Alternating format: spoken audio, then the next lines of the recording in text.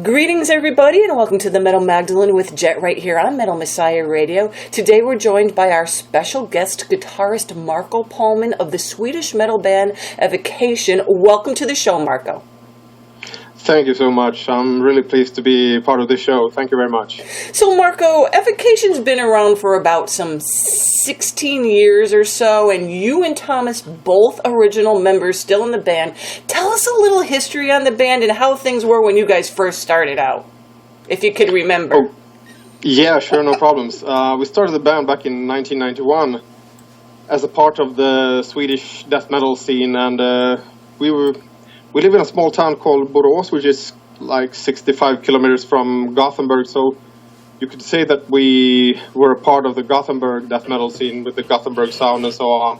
And we were along there with bands like At the Gates and Dark Tranquility and Ceremonial Oath and so on, and shared the stages with those guys for several times back in the early days of the death metal scene. And we started back in 1991 and we were quite active for about 2 years until 93, released 2 demos, and after that we went on a 12-year-long hiatus, if you say it like that. But during those years, something funny happened. Our demos, which we released, we thought that they were forgotten and so on, but as a matter of fact, they became, a cult thing in the tape trading circuits around the world, and they got spread all over the world and gained us a reputation of being a really cool band. And so when we reformed in 2005 and started playing again, that was when we realized this, because people from all around the world started contacting us and were really happy about us getting reunited again.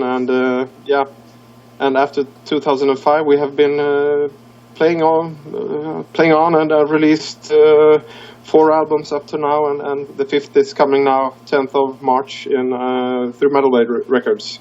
And now, Marko, a lot of musicians are in more than one band at once, but Evocation seems to be your main priority over the years. Have you been involved in other bands, or has this really been your main thing? Evocation has always been my main thing. Mm-hmm. When we had that 12-year-long break, I was part of a crust punk band from our hometown here, Borås. Named Rajoitus, a Finnish crust punk band, but that was merely to have something to do instead of having nothing to do. So death metal and Evocation is is my passion and what I really like to do, and it has always been my main thing. So, Marko, your last full-length album was released in 2012, and in between these full-length, you did Excised and Anatomized, an EP that is all cover songs. So, what made you guys want to record an EP full of covers?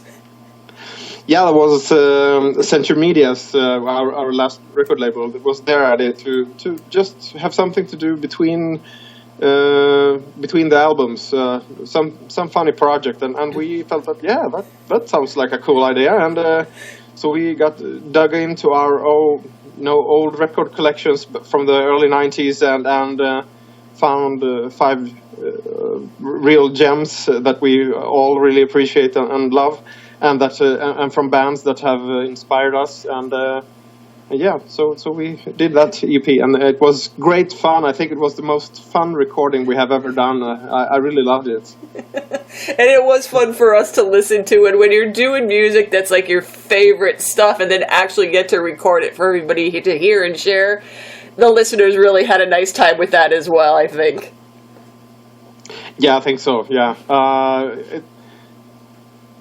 It was fun, but it was also, if you listen to the EP, you can hear there's some really raw, brutal aggressiveness, mm-hmm. And I sort of, I have the same connection with that EP as with Metallica's Garage Days back in the 80s that they did. It's the same raw feeling on that EP as well. I really love it. It is fun. So Marko, what was the feeling in the band when your original drummer and guitarist Janie and Vesa, who started this band with you, left?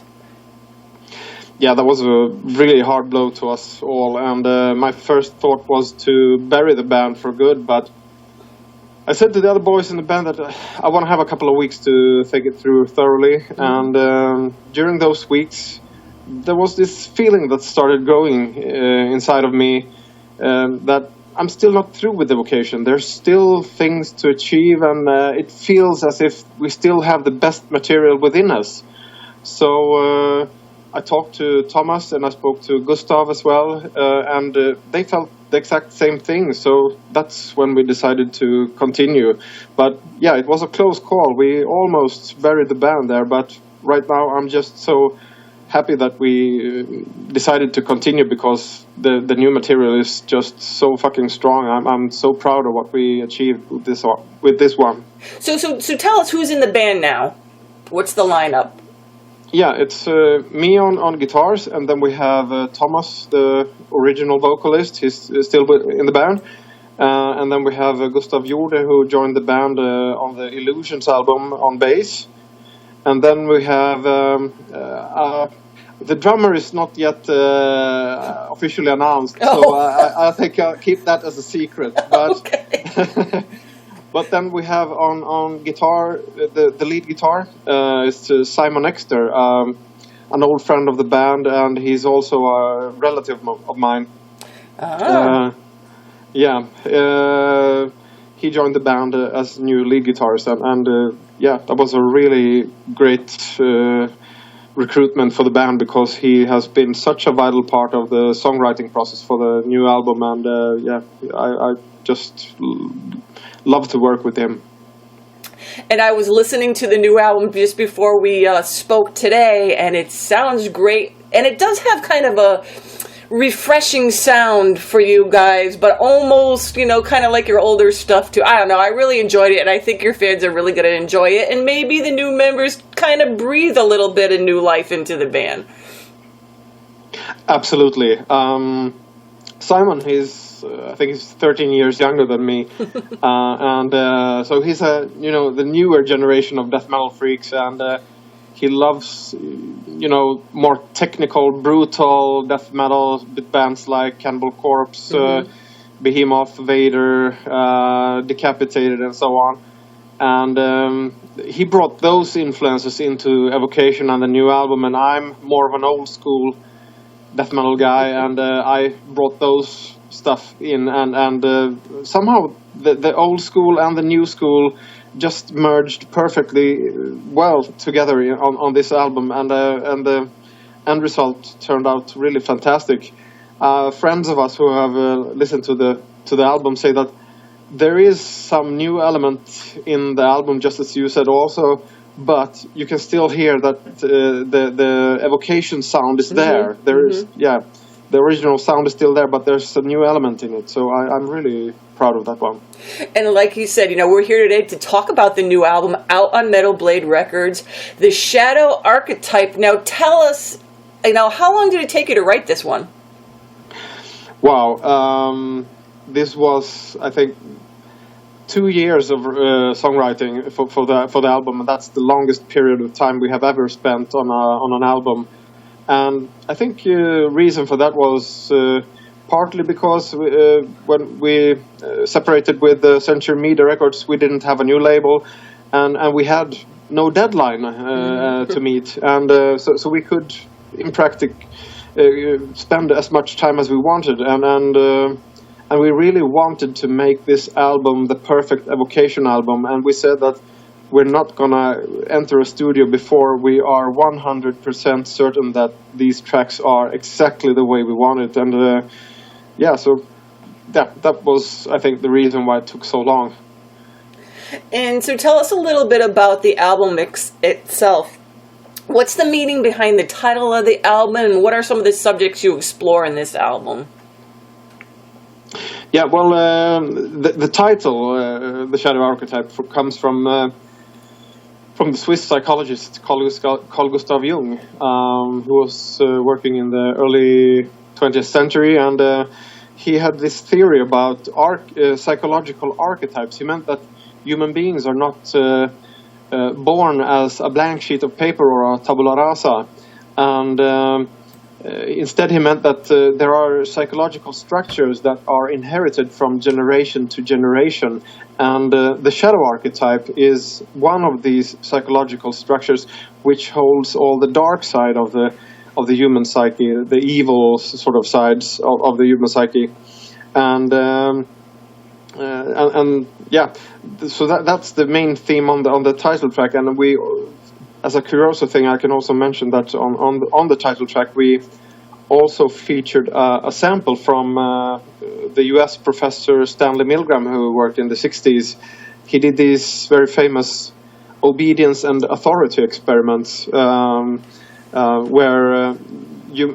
test subjects gave electrical shocks to other persons, and Stanley Milgram's conclusions from that experiment was that all human beings are capable of doing evil acts towards other people. And that was also what happened during the Second World War in Nazi Germany. Ordinary people just became,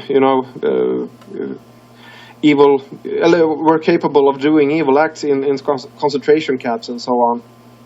And the connection with the shadow archetype there is that Stanley Milgram also meant that this was, in fact, inherited universal psychological mechanism that all human beings are capable of doing evil acts, and it's something that is inherited from generation to generation, and that was also what Carl Gustav Jung meant with his shadow archetype theory.